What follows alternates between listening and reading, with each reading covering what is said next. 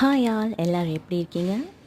இந்த vlog பார்த்தீங்கன்னா morning 6 ஏஎம்லேருந்து evening 7 வரைக்கும் நான் என்னெல்லாம் செஞ்சுருக்கேன்னு நான் ஷேர் பண்ணியிருக்கேன். அந்த ரெசிபியும் ஷேர் பண்ணியிருக்கேன். வாங்க வீடியோக்குள்ளே போகலாம். மார்னிங் மோஸ்ட் ஆஃப் டேஸ் பார்த்தீங்கன்னா ஆஷ்கார்ட் ஜூஸ் எடுத்துப்பேன். இதில் நிறைய ஹெல்த் பெனிஃபிட்ஸ் இருக்குது. நம்ம கட் ஹெல்த்துக்கும் ரொம்ப நல்லது. அண்ட் இது ஒரு டீடாக்சிஃபை ட்ரிங்க் கூட. ஸோ கம்பல்சரி இதை வீக்லி ஒரு 5 to 6 டேஸ் எடுத்துப்போம். இன்றைக்கி லஞ்ச் பாக்ஸ் ரெசிபி வந்து பருப்பு கீரையும் வாழைக்காய் ஃப்ரையும் தான். இதில் ஊற வச்ச துவரம்பருப்பு அண்ட் 5 to 6 பூண்டு சேர்த்துக்கலாம். அதோட கொஞ்சம் ஒரு வெங்காயம் கட் பண்ணி ஸ்லைஸாக சேர்த்துருக்கேன். அண்ட் 2 தக்காளி சேர்த்துருக்கேன். இதோட அது கூட மஞ்சத்தூள் கொஞ்சமாக தண்ணி சேர்த்துட்டு 2-3 விசில் விட்டு எடுத்துப்போம். அப்போ தான் கீரை நல்லா வேகும்.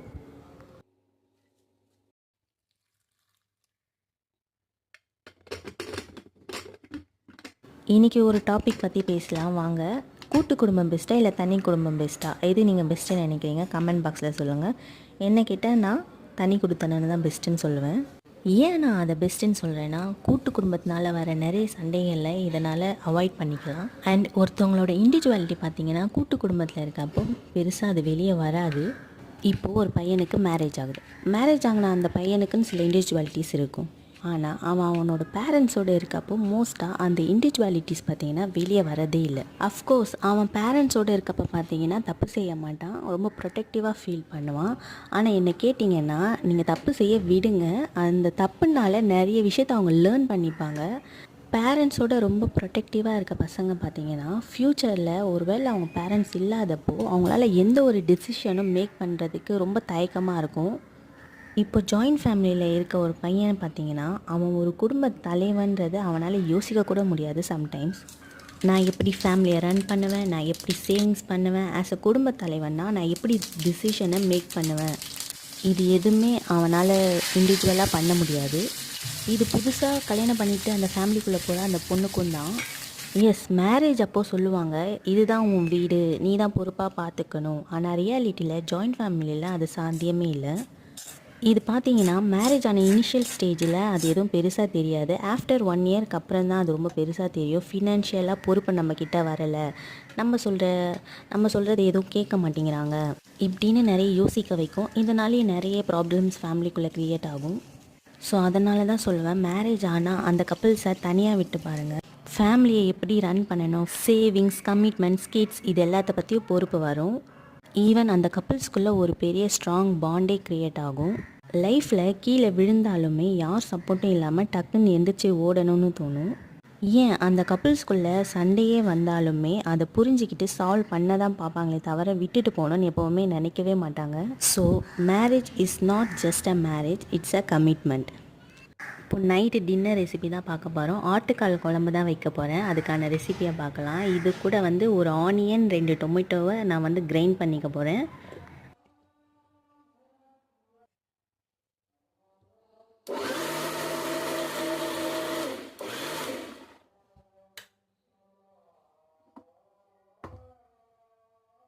இப்போ வந்து ஒரு ஆஃப் ஆனியன் ஆஃப் டொமேட்டோ வந்து சின்ன சின்னதாக சாப் பண்ணிக்கலாம். சாப் பண்ணிவிட்டு இப்போ வந்து குக்கரில் ஆயில் சேர்த்துக்கலாம். ஆயில் சேர்த்துட்டு அந்த சாப் பண்ண ஆனியனும் டொமேட்டோவும் உள்ளே போட்டு நல்லா வதக்கிடுவோம். இது கூட ஒரு க்ரீன் சில்லி ஆட் பண்ணியிருக்கேன், சேர்த்துட்டு நல்லா வதக்கிடலாம்.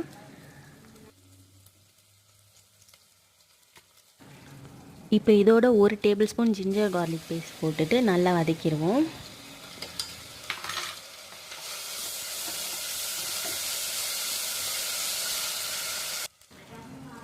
இதோட வதக்கி வச்ச பேஸ்ட்டும் ஆட் பண்ணிடலாம். ஆட் பண்ணிவிட்டு நல்லா வதக்கிடுங்க.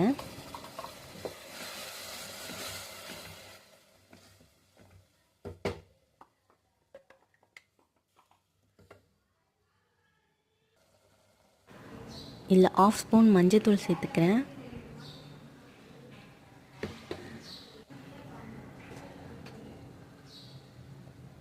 இப்போ வீட்டில் அரைச்ச குழம்பு மிளகாத்தூள் தான் சேர்த்துக்கிறேன், 2 டேபிள் ஸ்பூன். அப்புறம் 1 ஸ்பூன் அளவுக்கு கரம் மசாலா, இதுவும் வீட்டில் அரைச்சது தான். இந்த கரம் மசாலாவை சேர்த்துட்டு நல்லா வதக்கி விட்டுடலாம்.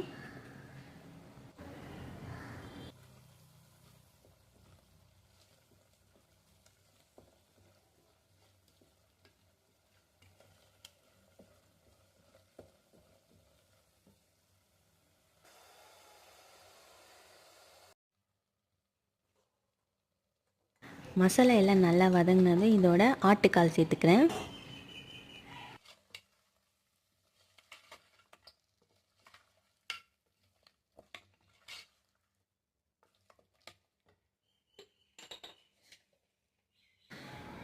இதுக்கு தேவையான அளவு உப்பு சேர்த்துக்கலாம்.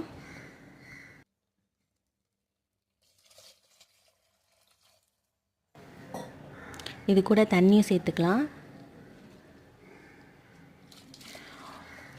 1.5 சொம்பு அளவுக்கு நான் இதோட தண்ணி சேர்த்துருக்கேன். நல்லா தண்ணி சேர்த்துட்டு, நிறைய தண்ணி இருந்தால் ஒன்றும் ப்ராப்ளம் இல்லை, ஏன்னா நம்ம நிறைய விசில் விட போகிறோம். தண்ணி சேர்த்துட்டு ஒரு 10 விசில் 10லேருந்து 12 விசில் நல்லா விட்டால் தான் கால் நல்லா வேகும். ஸோ வந்து தண்ணி நல்லா சேர்த்துட்டு இப்போ குக்கர் போட்டுட்டு ஒரு 10 விசில் அளவுக்கு நான் விட போகிறேன்.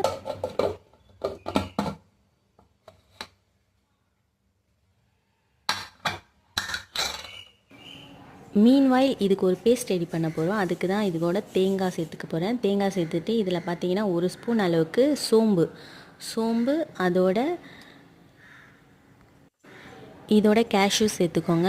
அது கூட வந்து 1 டேபிள் ஸ்பூன் அளவுக்கு பெப்பர் இது சேர்த்துட்டு நல்லா அரைச்சிக்கலாம் தண்ணி சேர்த்துட்டு.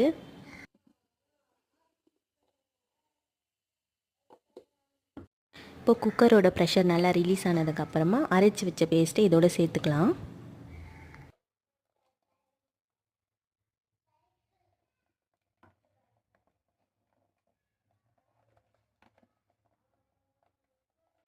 பேஸ்ட்டு சேர்த்ததுக்கப்புறமா குக்கர் மூடி போட்டு இன்னும் 3 to 4 விசில் விட்டு எடுத்துருவோம். விசில் விட்டு எடுத்தால் நல்லாயிருக்கும் குழம்பு.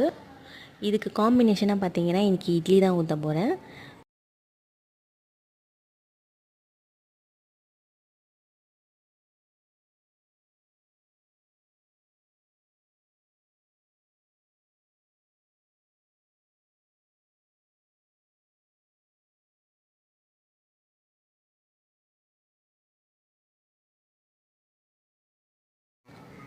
இப்போ குக்கர் மூடி ஓப்பன் பண்ணதுக்கப்புறம் குழம்பு நல்லா கொதிக்கிற ஸ்டேஜில் இதோட கொத்தமல்லி சேர்த்துட்டு ஆஃப் பண்ணிட வேண்டியதுதான். ஸோ இன்றைக்கான டின்னர் ரெசிபி பார்த்திங்கன்னா இட்லியும் ஆட்டுக்கால் குழம்பும் தான். இந்த குழம்பு டைப்பில் வச்சு பாருங்கள், குழம்பு நிஜமாகவே டேஸ்ட்டாக இருக்கும். பாயாவை விட குழம்பு மாதிரி வச்சிங்கன்னா நிஜமே அல்டிமேட்டாக இருக்கும். ட்ரை பண்ணி பாருங்கள். இந்த மாதிரி வீடியோஸ் உங்களுக்கு பிடிச்சிருந்தால் லைக் பண்ணுங்கள், ஷேர் பண்ணுங்கள் அண்ட் மறக்காமல் சப்ஸ்கிரைப் பண்ணிக்கோங்க. தேங்க்யூ ஃபார் வாட்சிங்.